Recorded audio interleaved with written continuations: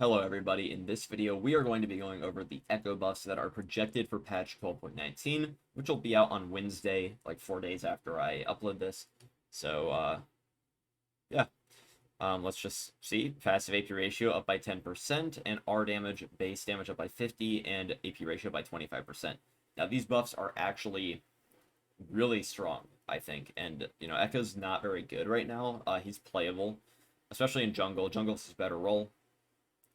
But Ekko mid has kind of fallen off. He's just way too weak early game. But I am a bit disappointed because these passive AP ratio buffs used to be Q AP ratio buffs. They were increasing the AP ratio of his incoming Q by 10%, which would have been a very nice buff to Ekko mid because it helps you wave clear. And of course, the main thing with Ekko mid is that you are trying to get to the point where you can instantly clear the wave with a single Q and 3 autos. And once you hit that point, you can just perma roam. You always have priority in mid lane. And yeah, I mean that's basically what you pick Ekko for. You pick Ekko, and then you play for that wave clear if you're going mid. So I was excited as an Ekko mid player. And then one day later, they changed it to passive AP ratio, which is still not bad. His passive's like one of the main parts of his kit. That going up by 10% is very nice because you're always proccing that. I mean, you're proccing that like 50 times a game. And, I can't complain because it is just generally higher damage. But I'm not sure why they're buffing his passive because they had the Q buffs lined up. They were going to buff, of course it would have buffed Ekko Jungle too, but it's going to be a bigger buff for Ekko Mid, which is the struggling role. And then they decided to swap it around and go with passive AP ratio, which is of course going to affect Ekko Jungle more because Ekko Jungle gets triple damage against monsters with his passive. So he already had a 240% AP ratio on his passive against monsters. Now it's 270%. So okay, sure. We get 30% more AP ratio against monsters. It's mainly going to help after first clear. But I just, I just don't know why they decided to go with that, which is going to primarily buff his best role, and not go with the Q buffs, which would buff his weaker role. So I don't know, but I'm a little bit disappointed that they changed it. But again, I mean, it's a very strong nerf either way. Passive AP ratio going up by 10%. I think it is actually a better buff than the Q return if you don't count the wave clear. If in a vacuum, if I was like an ARAM player, and I didn't have to worry about wave clear or doing any of that garbage, then I would take the passive AP ratio 100% of the time because you're proccing your passive more. And of course, it does help you against the monsters as well a little bit more.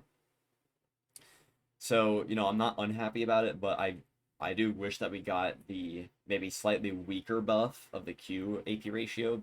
That would also help with the wave clear. So, anyway, onto the R damage. This is very nice. Of course, it is inconsistent. I've seen some people say that it's going to be useless because they don't land their R. Well, that sounds like a personal problem to me. But 50 base damage and a 25% AP ratio increase is very strong. And Ekko R is inconsistent. You're not going to be landing it all the time because enemies do have to walk into it. But at the same time, I mean, it's not like you're never landing your R. Like, you're always landing your R a couple of times per game on Ekko. Hopefully. So, it's, it's not a useless buff, especially because it's mainly going to help in the mid and late game, and it's going to help Ekko scale better into those stages of the game. So late game, your ult, if you land an ult on a squishy, they're probably going to be chunked by 90% of their health. So this just kills them. You don't have to waste an auto anymore. They don't have time to react. They just straight up die, which is good because they don't have the ability to do anything. So very nice late game, especially against tankier targets. Getting more damage against tankier targets is always going to be good. And this is probably like a 250 damage buff, like level 18. So, very strong. You're not going to leave squishies with a sliver of health anymore, and they'll just instantly blow up in one hit. And then going to level 11, his mid-game stage it's actually still going to be very useful because that's kind of when landing your ult is starting to do something. Because let's be real, landing your ult level 6 doesn't do anything most of the time. So in the mid game, you're going to have a lot of AP. So this buff is going to be very strong. And